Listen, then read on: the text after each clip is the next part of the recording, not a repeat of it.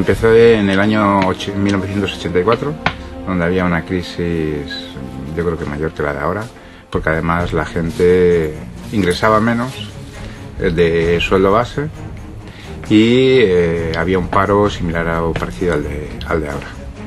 Entonces yo estuve buscando trabajo, estuve trabajando en varias cosas y no había manera de salir adelante. Entonces se me ocurrió montar en principio lo que es una librería papelería, porque me gustaba además todo el material técnico y todo esto, lo conocía.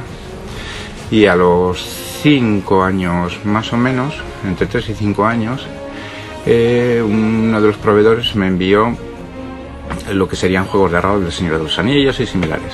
Lo coloqué en el escaparate, empezaron a aparecer chavales, me empecé a interesar por el tema y lo fui haciendo más grande, luego fui metiendo más miniaturas y poco a poco lo que empezó de modo significativo fue ocupando todo el espacio de la tienda. Pues yo cuando empiezo ya con todo esto, a mí es el primero que me gusta. Yo era lector de literatura de ciencia ficción y fantasía, entonces como me gustó el tema, además empecé a jugar con lo que es Warhammer, ¿sabes? Pues tampoco tenía mucho tiempo para más, o sea, para lo que sería jugar rol, que siempre me hubiese gustado. Lo que pasa que me exige tiempo y disciplina, y yo ya estaba casado y con niños, y las mujeres hacia este tema siempre te ponen peros. En el momento que las quitas un poco tiempo de ellas y lo dedicas a tu hobby, como que lo ves más. Entonces pues fui jugando a cosas de estas, como me gustaba a mí y a la gente. Poco a poco fue sintonizando con ella, pues poco a poco fui haciendo como un grupo de amigos, y a través de ellos, entre unos y otros, entre la colaboración de unos y otros, se fue desarrollando la tienda como tal. Muchas veces he arriesgado en muchas cosas, como es el juego de mesa, que yo empecé trabajando muchos juegos de mesa en inglés, que era mucho más difícil vender que ahora, porque ahora hay toneladas de juegos de mesa diferentes a los de las jugueterías, que no tienen nada que ver. Son muy de estrategia, donde te obliga a pensar, donde te obliga a organizarte. Les hay tanto lo que sería más juego de guerra como tal, donde lo que manejas son unidades militares, como juegos de recursos, donde tú tienes que construir un castillo, tienes que conseguir algo, un reino. Entonces, tú tienes que gestionar todos los recursos que implique para desarrollarle, llevar ese reino hacia adelante y que sea el mayor reino del mundo ese. Luego también hay hasta juegos de gestión de una granja, como es el agrícola, donde puedes jugar uno solo contra el tablero y intentas conseguir la máxima puntuación por diversas opciones, desde por generar animales, plantar, intercambiar mercancías, hacer la familia más grande, ir construyendo casas, vamos ampliando la hacienda básicamente. Entonces, poco a poco toda esta historia pues va generando ese tipo de afición que te va gustando, porque notas que es diferente.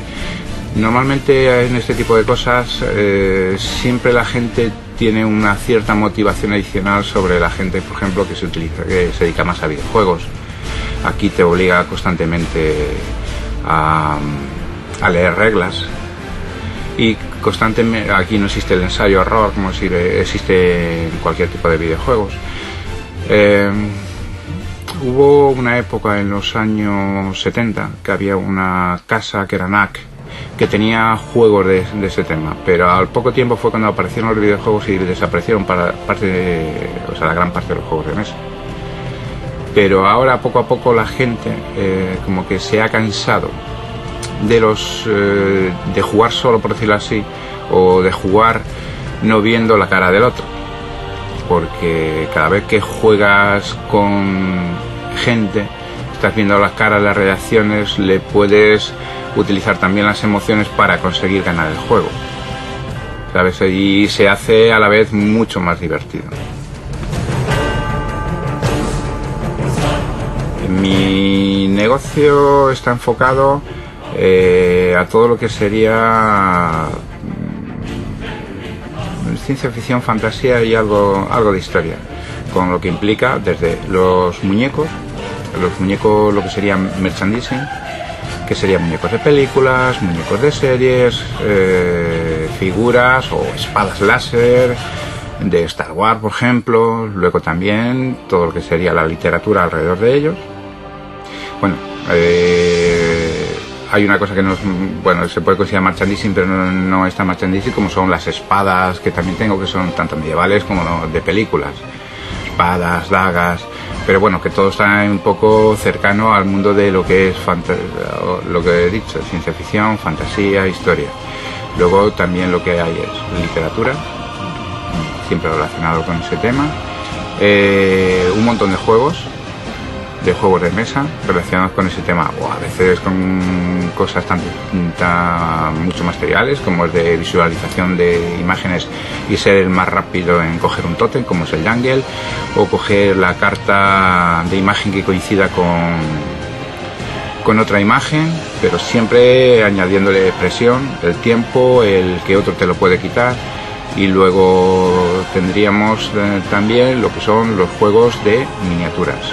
Los juegos de miniaturas, donde la mayor parte de lo que conocerá será Warhammer, pero bueno, yo tengo también de histórico, donde tú coges una miniatura que viene desmontada, bien sean plásticos, metales o resinas, tú las ensamblas, las pintas, las dejas como una pequeña obra de arte, que algunas de hecho son casi obras de arte.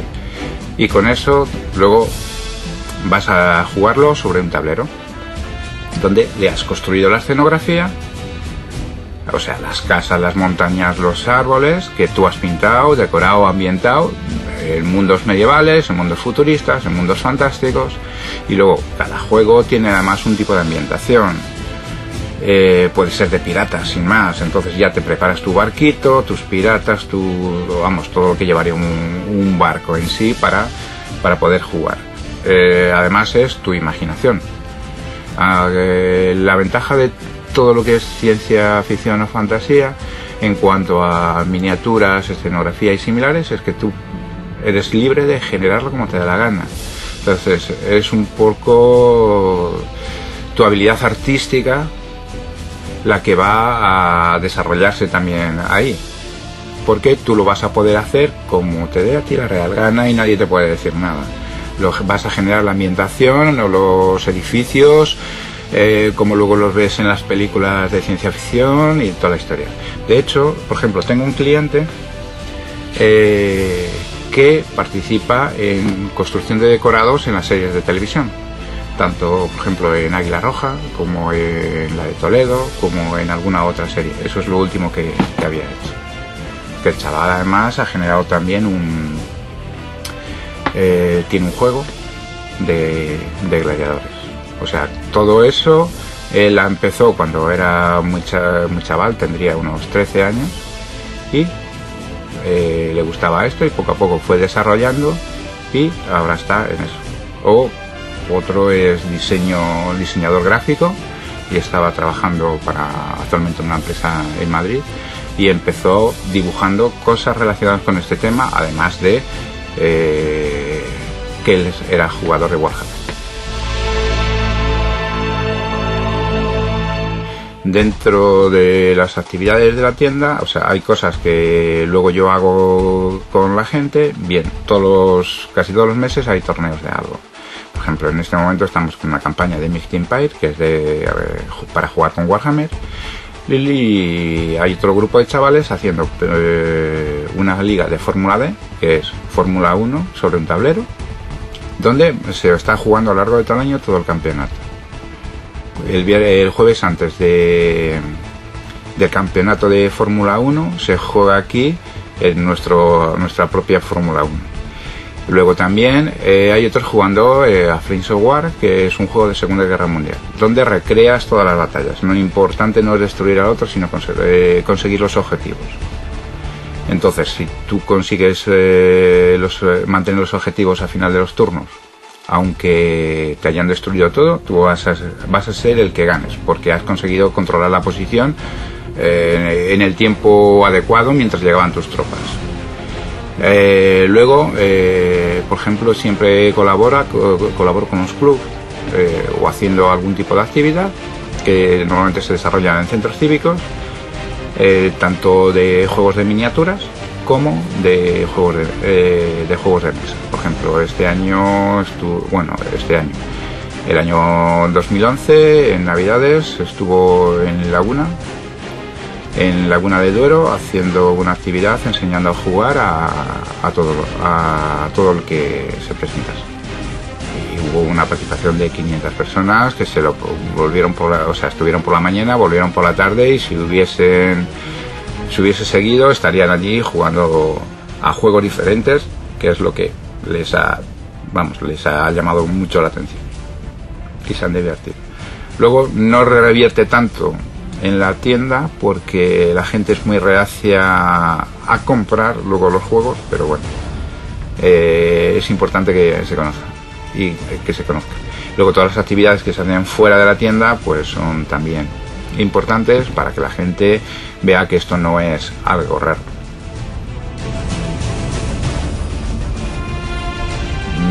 Yo de esto tengo, por ejemplo, figuras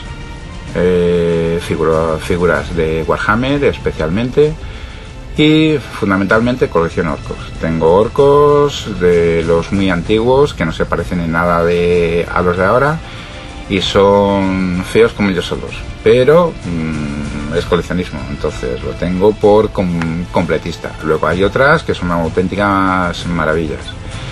Luego también colecciono de otros ejércitos, y lo que tengo también es mucho libro de ciencia ficción, o sea, bueno, de ciencia ficción, más de fantasía o luego de historia. Pero lo que colecciono de verdad son orcos de todas las características, a todos los tamaños. Bueno, yo realmente jugaría a cualquier cosa, fundamentalmente si se utilizan miniaturas. Me gusta, lo que pasa que me gusta jugar de forma ordenada.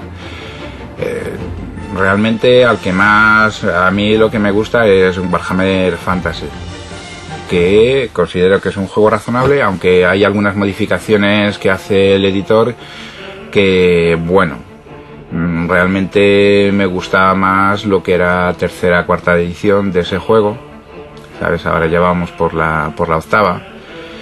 Entonces realmente sería lo que me gustaría, aunque gustarme, a mí me gustan todos los juegos de mesa donde me obliguen de alguna manera a pensar, pero que me obliguen también, o sea, que todos los jugadores interrelacionen entre ellos, que se puedan hacer putaditas, aunque eso implique sufrir.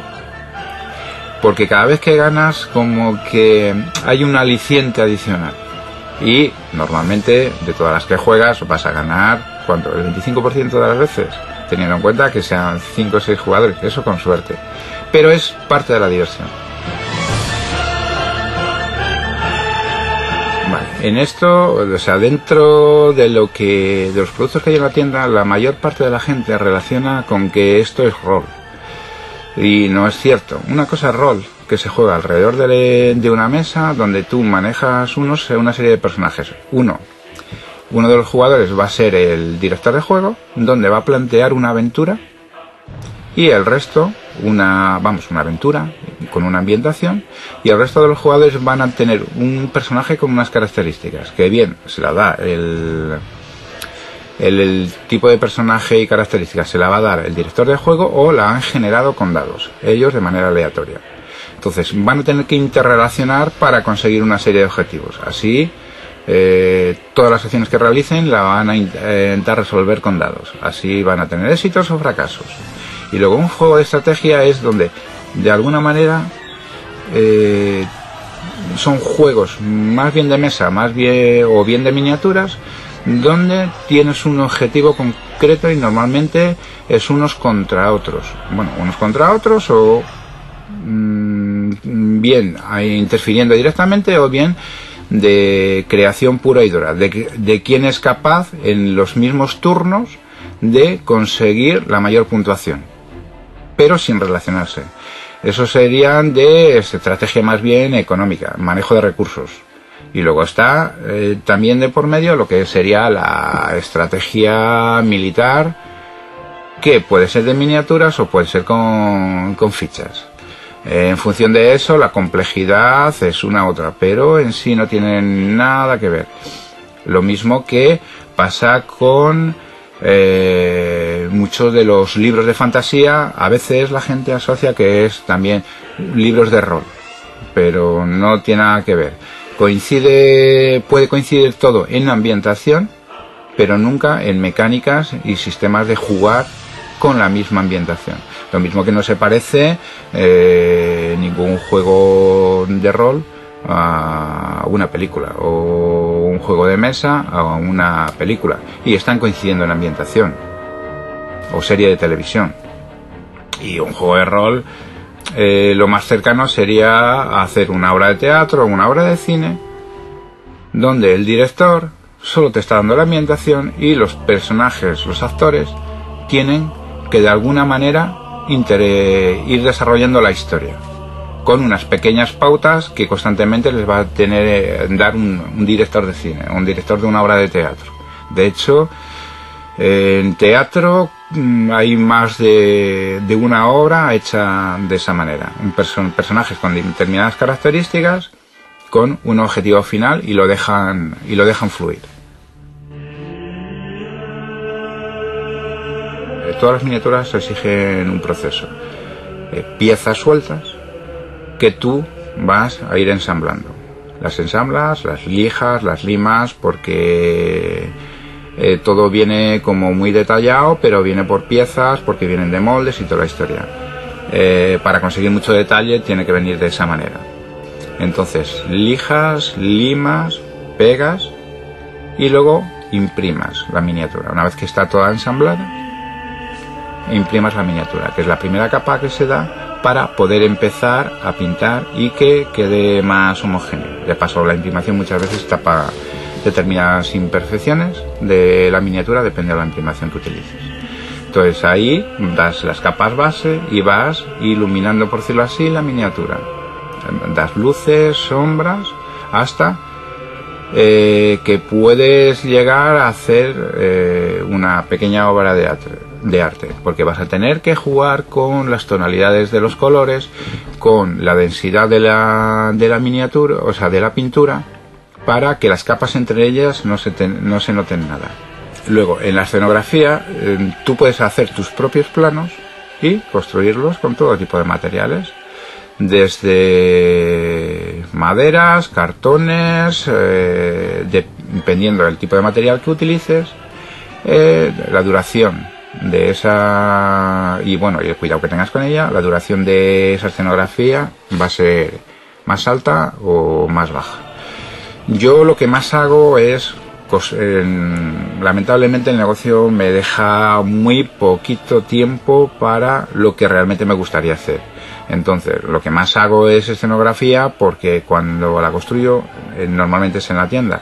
Entonces, si el pintado exige más concentración, entonces si estoy solo, me pongo a hacer algo y entra alguien, ya se me seca el tono de pintura que tenía que dar. Sin embargo, en escenografía pues no pasa nada, porque la pintura o lo que estés haciendo lo puedes dejar para un instante después.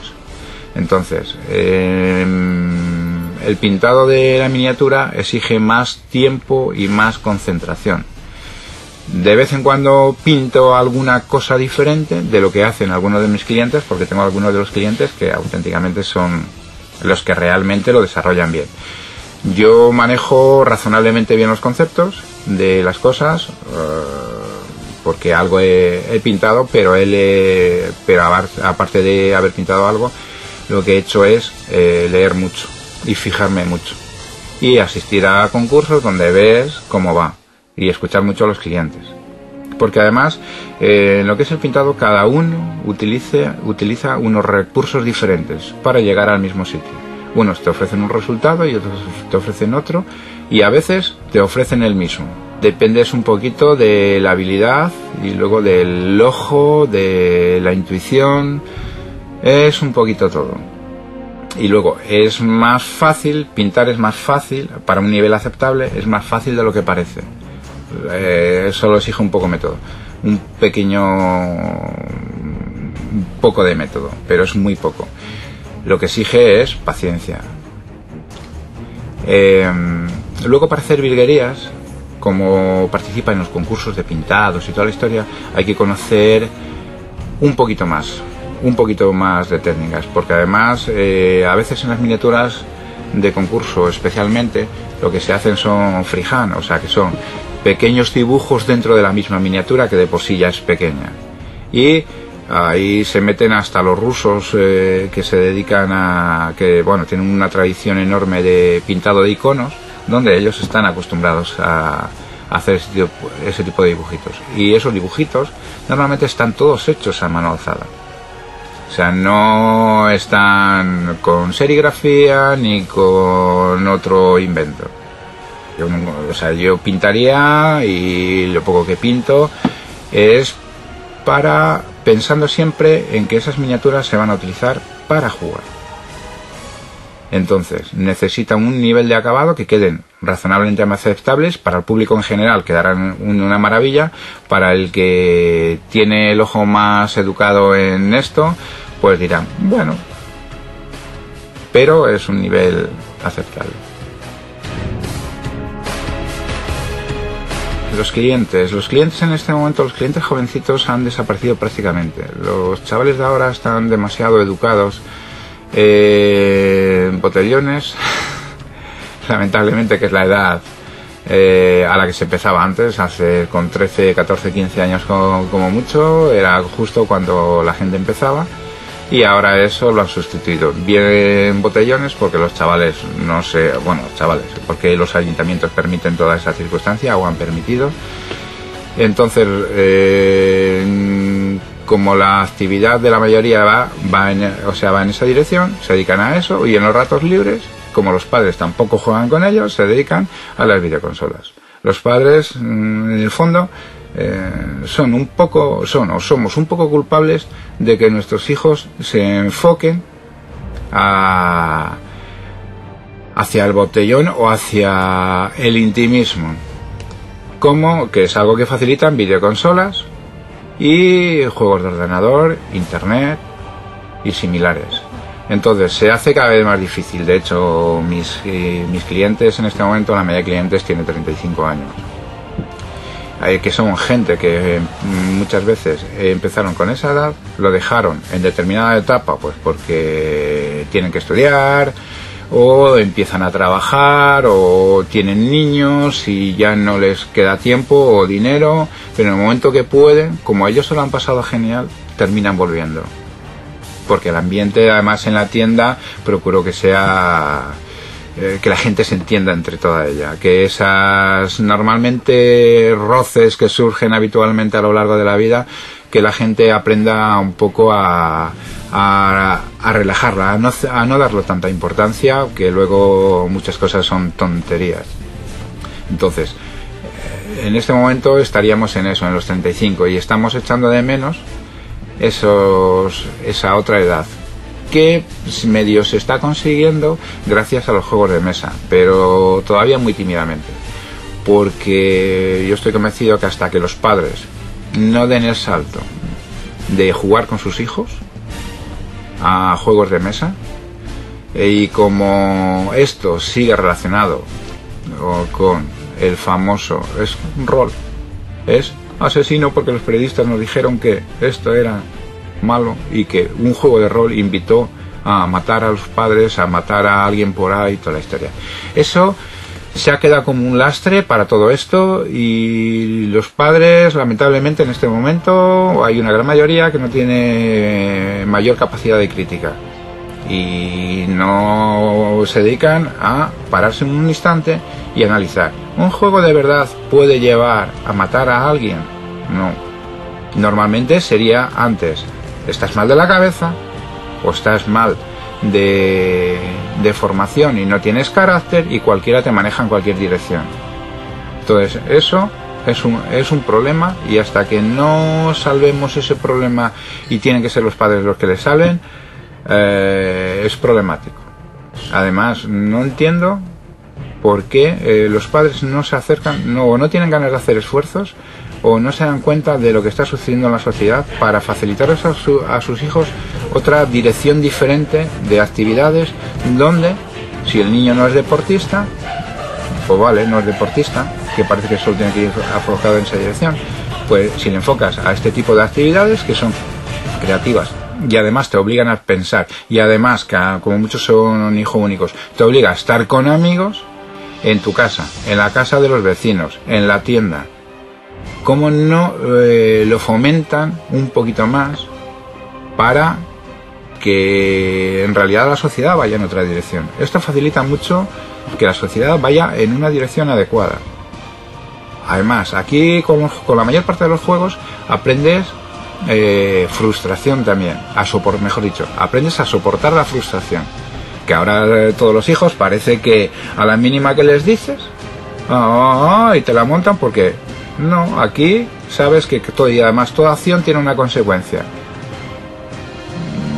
Entonces en este momento está complicado gracias a los que empezaron con 15 años hace muchos años, esos que tienen 35 o 40 años ahora. El negocio va tirando, porque si no cada vez es más complicado. Hombre, se libra porque si los de 35 tienen trabajo, como tienen claro lo que les aporta esto, pues se lo compran y Santas Pascuas. En realidad, además, estos juegos en relación al uso son más baratos que cualquier cosa, más barato que cualquier otro tipo de actividad, porque lo estás usando constantemente. Y esto, ningún juego además desvía a ningún niño de su actividad fundamental, que es estudiar. Esto nunca facilita, más bien todo lo contrario, que le enseña a pensar, que le enseña a relacionarse. Luego, los padres tienen que invitarle a que no se obsesione con esto. Tal y como está el ambiente, espero que todo esto dure muchos años. De hecho, espero que los padres que ahora tienen 35 años, que poco a poco van teniendo hijos y van acercando a los hijos,